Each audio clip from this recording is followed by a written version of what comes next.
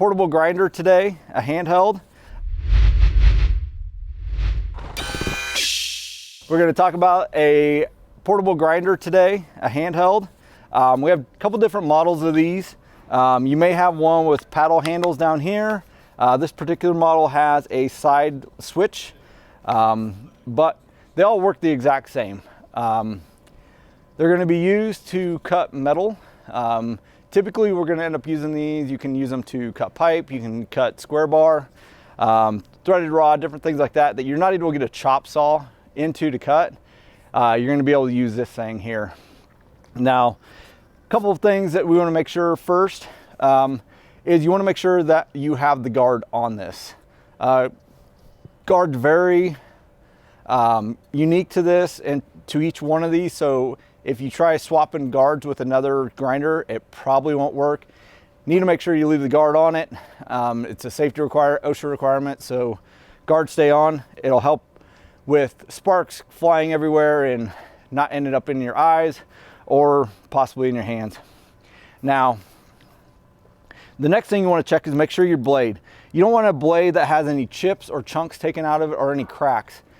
Reason being, because the minute you start trying to use that blade, if it catches the steel wrong or you put a lot of pressure on it, that blade will explode. Trust me, I know. I've had it done in my face before. It's not a fun feeling. And then it can go anywhere, and then you're basically changing out a blade anyway. So for safety's sake, make sure that your blade does not have any chunks, cracks, or anything in it. Now, if it does, and we need to replace this blade, on the back here, there's a stop. So you can move this pretty freely, but if you push this button back here, it'll actually lock it in where you can't move it. Now, you can use a tool, or you can just use your hands to loosen this, and it'll loosen it pretty easily. Unscrew the middle piece, take your blade or your old blade off, and you can install a new one.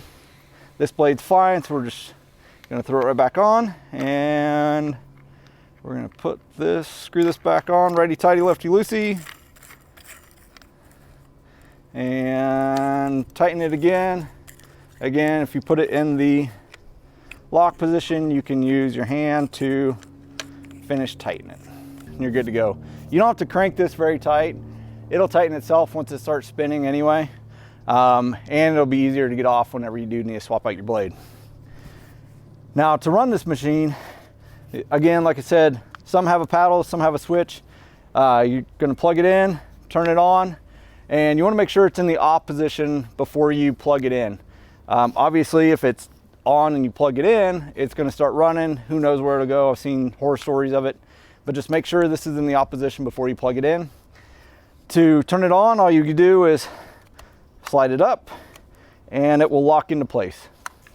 Now, again, if you have a paddle one, they usually have a safety switch that you have to lay down and then hold.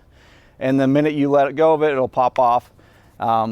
Just different models have different switches to be able to run them. But whenever you're cutting, last thing you want to do is make sure you're wearing safety glasses and gloves with this piece of machinery.